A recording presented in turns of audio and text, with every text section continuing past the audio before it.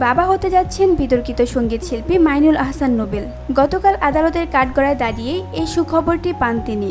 কড়া নিরাপত্তায় আদালতে প্রবেশ করেন নোবেল। কিছুক্ষণ পরে সেখানে হাজির হন তার সদ্য বিবাহিত স্ত্রী ইসরাত জাহান প্রিয়া, যিনি এই মামলার বাদী। দুজনকে দেখা যায় হাসি মুখে কথা বলতে।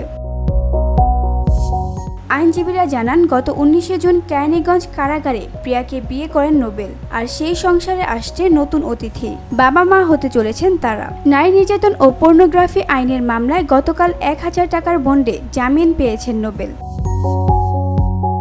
অভিযোগে বলা হয়, গত 7 মাস ধরে এক নারীকে আটকে রেখে নির্যাতন করেন তিনি। 18 জুন আদালত শর্ত দেন, বাদীকে বিবাহ করলেই মিলবে জামিন। সেই নির্দেশে 19 জুন কারাগারে বিবাহ সম্পন্ন হয়। দেনমোহর ধার্য হয় 10 লাখ টাকা। জামিনের সময়ও প্রিয়ার হাত ধরেছিলেন নোবেল। গণমাধ্যমে নোবেল এখনো কিছু না বললেও প্রিয়া জানালেন, জামিনে তার কোনো আপত্তি নেই।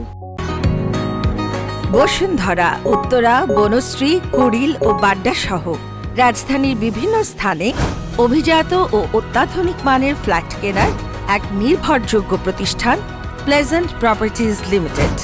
তাই আপনার স্বপ্নের আবাসনের জন্য আজই যোগাযোগ করুন।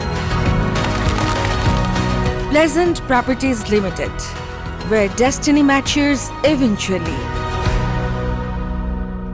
জটিলতা পেরিয়ে এবার নতুন জীবনের পথে নোবেল ও প্রিয়া। ভবিষ্যৎ কি বয়ে আনে সেটাই এখন দেখার পালা। VOD Bangla news desk.